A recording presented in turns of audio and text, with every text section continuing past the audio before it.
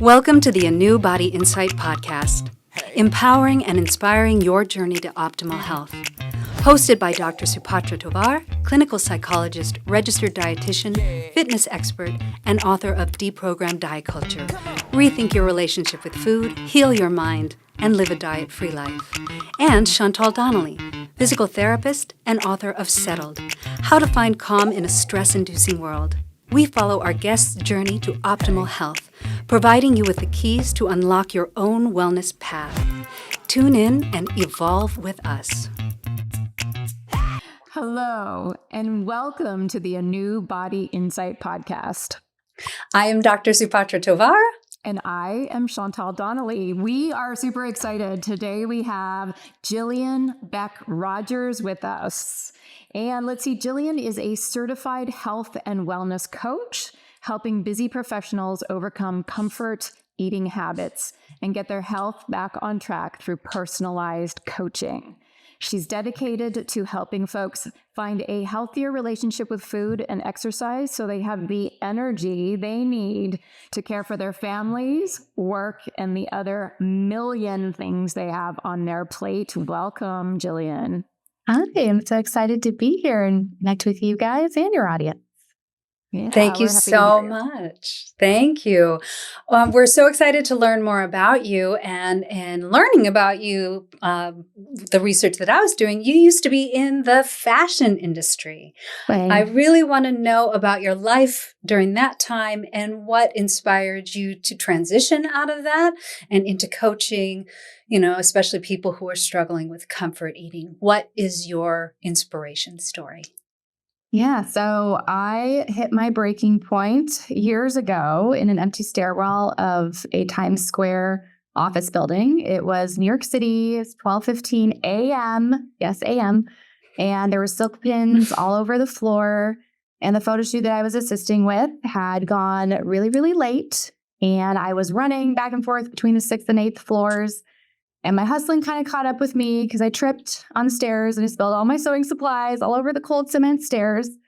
And all I was thinking about was I went to a good college and got a BFA in fashion design for this and lots of swear words, of course. And I loved my team and all the people that I worked with. Luckily, that part was not Devil Wears Prada. But I felt stagnant. I wasn't passionate about fashion the same way I was when I was 9, when I decided that's what I wanted to do. Aww. And I just, that was all I had ever thought about. That's what I worked towards.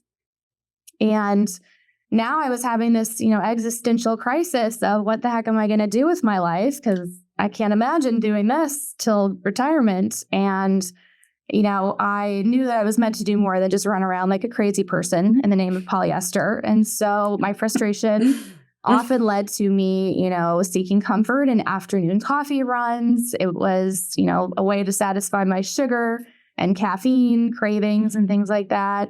Some days I feel like those, $7 lattes and croissants were the only thing kind of getting me through the workday, and giving me something to look forward to. And it was, soothing. It was something fun to kind of break up the day. And, especially when I needed a distraction. But it really, it wasn't solving the problem, right? It wasn't solving the problem of what the heck am I going to do with my life? What change am I going to make? And, fast forward to the pandemic, I decided to just take a leap because, at that point it was like anything goes, right? And I decided I really wanted to put more good out into the world instead of just more stuff, which is often what I felt like I was doing in my role in fashion.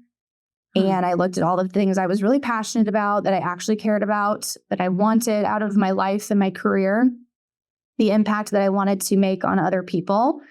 And I connected the dots with health coaching. And so fast forward, I got my certification and here we are. Now I just really like to help people with looking at, what it is they're actually craving, what is actually going to satisfy them and help them move the needle and not just use the food as the coping mechanism, really. It's what it is sometimes. So important. It's very similar to the work that I do with my clients. So I know that, food just can become a crutch in a certain Yeah. way, or it can become the coping mechanism for the deeper underlying issue. So I'm really glad that you've taken that route. Yeah. I think it's leads to really interesting conversations too when you dive deeper into that rather than just eat this, eat that, Mm-hmm.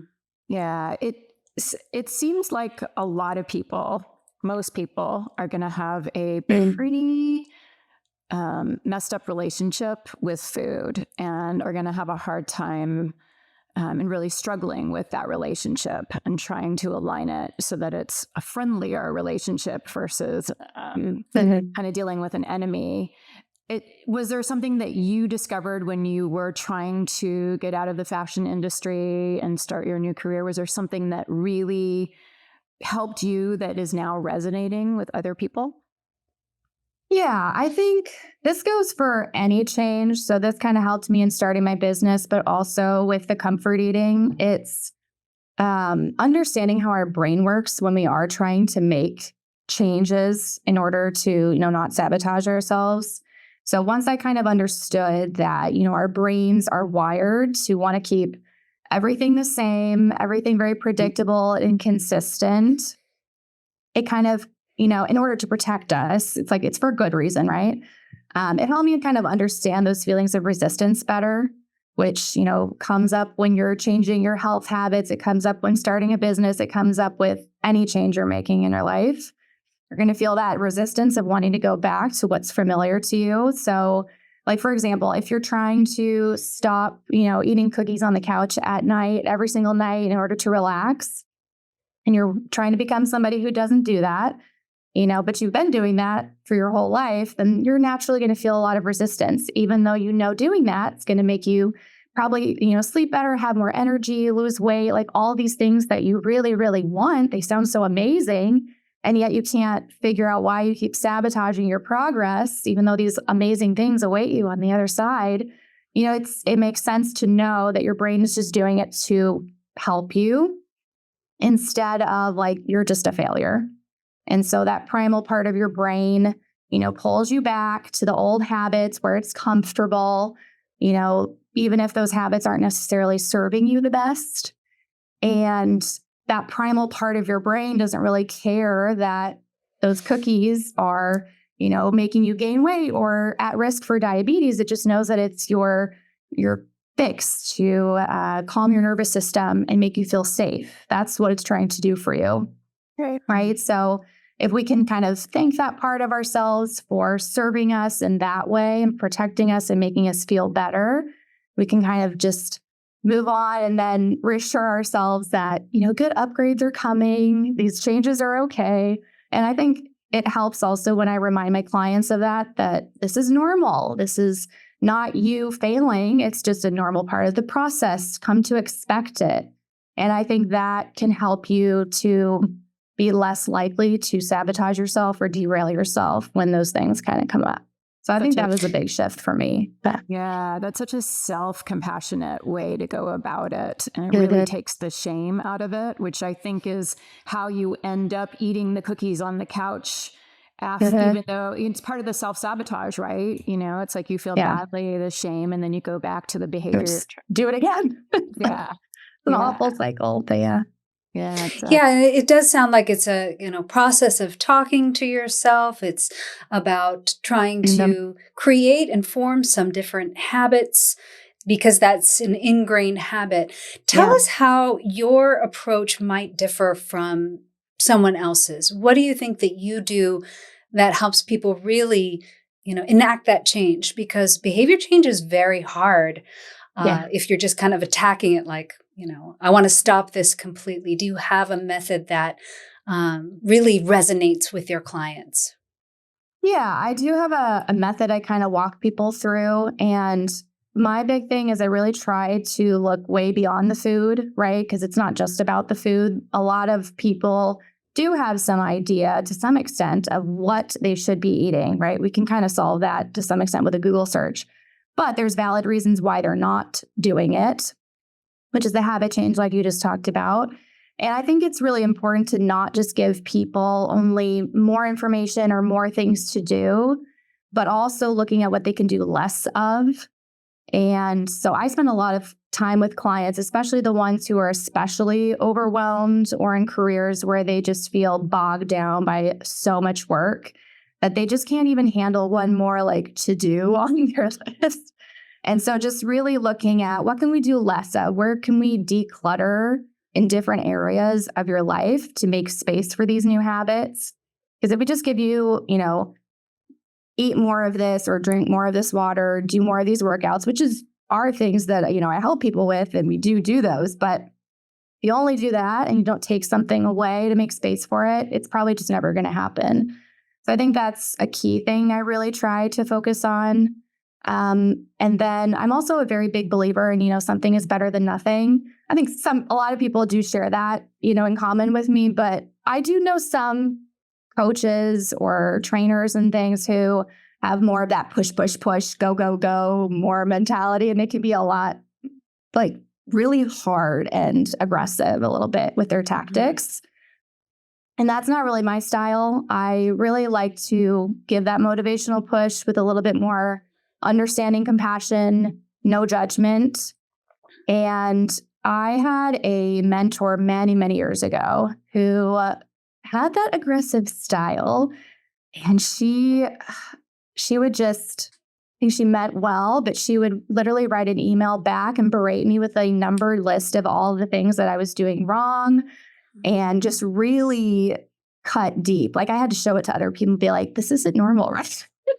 But that was her style, and that worked for some people to really make their change. But for me, it felt very berating and belittling, and that was not motivating at all. So that really went against a lot of my morals and the impact that I wanted to have on people. So I try to approach helping people make really small, doable changes, even if at the time it doesn't feel like a lot to them, but doing it with a lot of compassion and understanding, because most of us are pretty hard on ourselves as it is, and we don't need more people to pile on top of it. Absolutely. And I do think that small changes have been shown to be the way forward for lasting behavior change. Mm-hmm. Tell us how you help people make their goals small and achievable. Yeah, I think it's also just reminding people to kind of back up a couple steps. So if they're like, I want to be exercising 5 times this week, like that's amazing. But if you are going from not doing anything or maybe going on a walk once in a blue moon, it's not very likely you're going to start doing that next week and stay consistent with it. Mm-hmm. So kind of just taking what they've said and maybe knocking it down a few times. Like, how about we aim for like twice this week? Can we stick with that? Or just doing like a small chunk of time. I have a trainer friend in the area who her whole thing is like 10-minute workouts. Like even if you can just do 10 minutes. And I love that because everyone wants to shoot for the moon or else they feel like they're not doing enough. But the point is to just get into the habit of doing those first couple of steps, right? Doing it. And then you can perfect it and add on to it the more normal it becomes to you.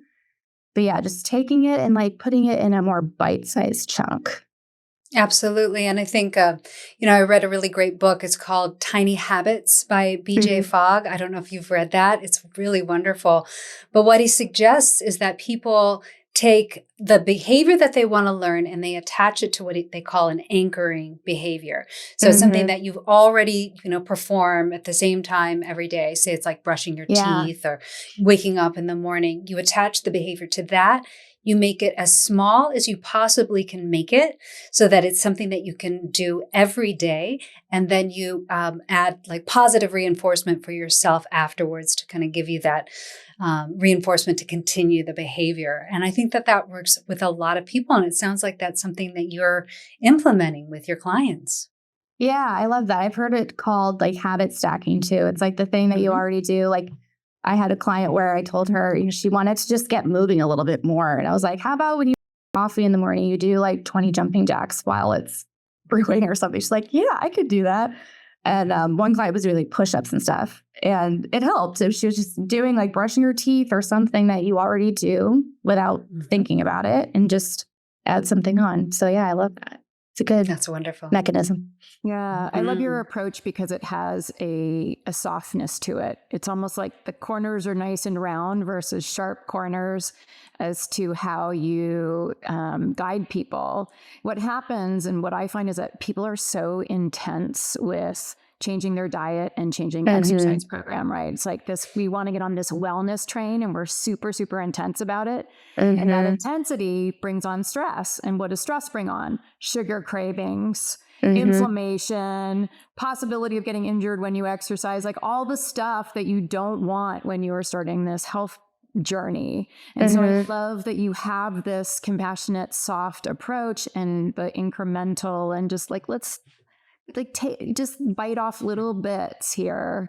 And then we can always grow. We can always get more aggressive later with our changes. Yeah. And I think it's always that balance you're trying to strike, right? Where it's like, I'm not going to blow smoke up anyone's ass here. You know, we want to be too soft, but it's like, we are so hard on ourselves. And like you were talking about our nervous system, sometimes we do just need to get ourselves into that, parasympathetic nervous system state for us to, have an optimal metabolism and all these things that are, working us towards our goals. But, being a bully is not the best way to get that to happen. Yeah, it sounds like you learned that the hard way with the bully. Oh, she was the worst. Yeah. Do you have a specific clientele that you work with, or you kind of work with everybody across the board? Or I feel like I can help anyone kind of with that particular habit, but I will say the clients that I do help the most are those busy professional, mostly women. I mean, I can work with men, but they just happen to be more women. I think women can relate to that a little bit more, maybe. And they're often juggling, work and family. And many of my clients are, working on getting healthier so that they can either be healthy and strong enough to start a family, maybe add to their family. That's kind of a niche I've looked at exploring a little bit more because I really love that that intent behind wanting to get healthier and stronger rather than just I just want to lose weight. There's nothing wrong with that, but I think I can relate a little bit more to that type of client that's wanting to feel stronger and healthier to prepare their body for the next phase in their life. Right. And then some clients already have kids and they're looking at it more from this perspective of, I want to set a healthier example for my kids. And, they were in that cycle of not having a good relationship with food and exercise their whole lives. And they just want to do better so that they don't struggle with the same things when they get older. And ultimately, I love working with these kind of clients because they're not just doing it for themselves. They understand that it's impacting other people in their lives. So that's wonderful. And I think,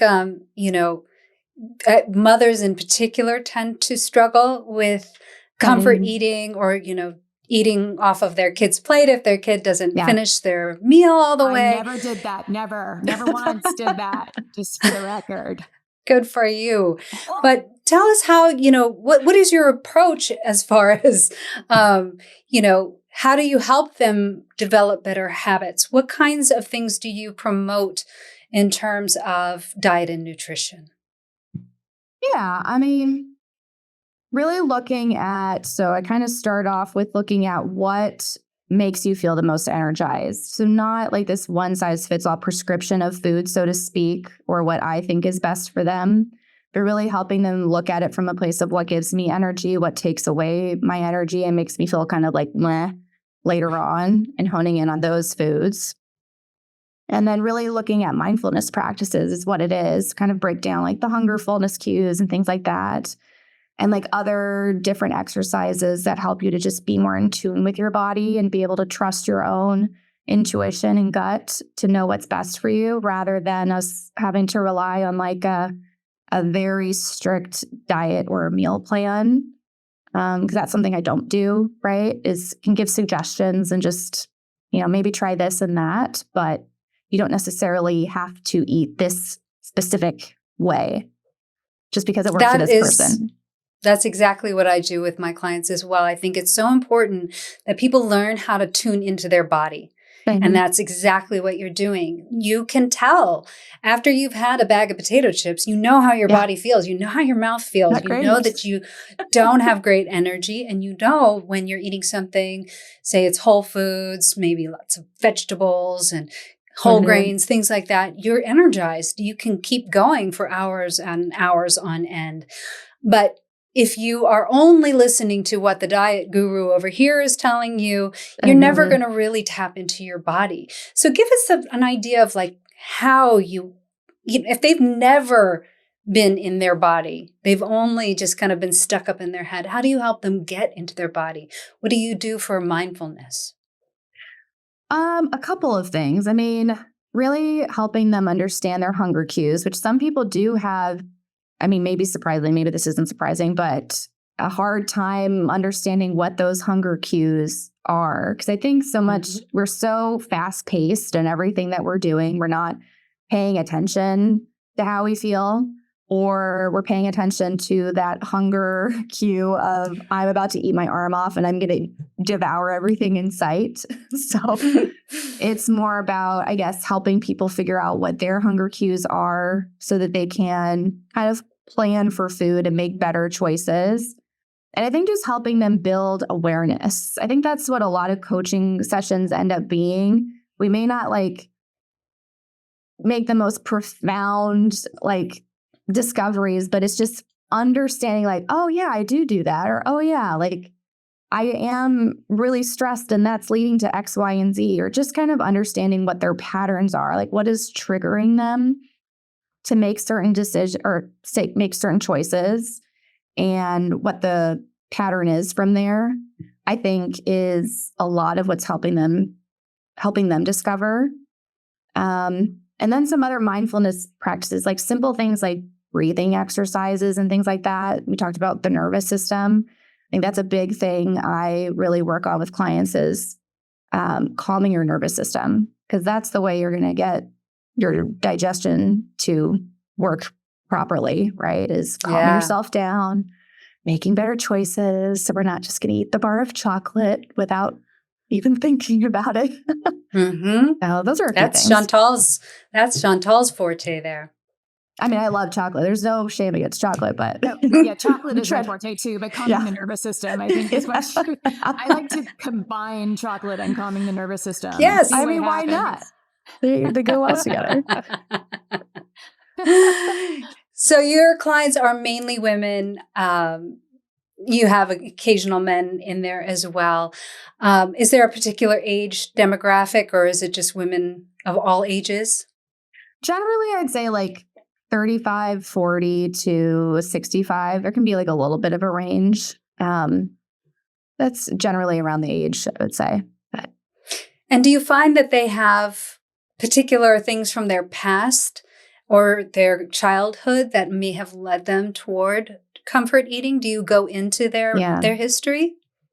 Yeah. I mean, granted, I'm not a psychologist, right? So, but I think it's worth just knowing where some of those things come from, right? It comes up as to, where are these thoughts around food stemming from? Because I think that takes the shame out of it. It's just like, there's a reason for it. This isn't that you're just a gluttonous failure or something like that.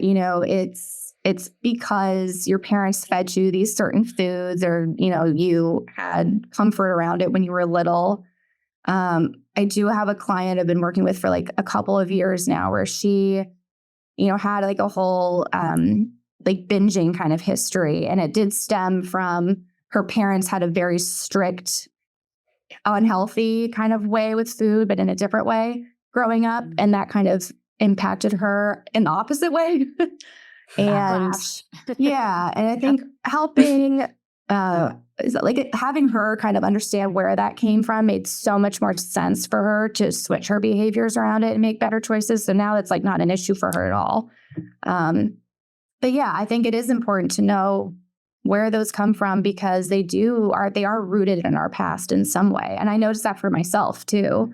I mean, I grew up where I had to have like dessert with every meal because, my parents were very much that way and still are. And I still love dessert. Like there's no shame around it. But it's like the day's not done until I've had my dessert. Like that was just always the mentality, or, always rewarding with like, let's go and get this treat, and wanting it to always be over the top, and just knowing when you're older, like, oh, it doesn't have to be that way. I'm still going to belong with my family and still be able to have fun and still be able to celebrate, even if it's not in that exact way with that exact food. And I think understanding kind of helps change all of that, right? Yeah, definitely. Absolutely. Well, we're almost out of time for this part of this episode. Yes, thank you for joining us, and tune in next week for the second half of this thought-provoking interview with Jillian Beck-Rogers. Thanks for tuning into the ANEW Body Insight Podcast. Please remember, the content shared on this podcast is for entertainment purposes only and does not constitute medical advice. You can find us anywhere podcasts are streaming, on YouTube at my.anew.insight and at anew-insight.com under the ANEW Body Insight Podcast tab. Follow us on our socials at my.anew.insight on Facebook, Instagram, TikTok, and Threads for more updates. Tune in next time and evolve with us.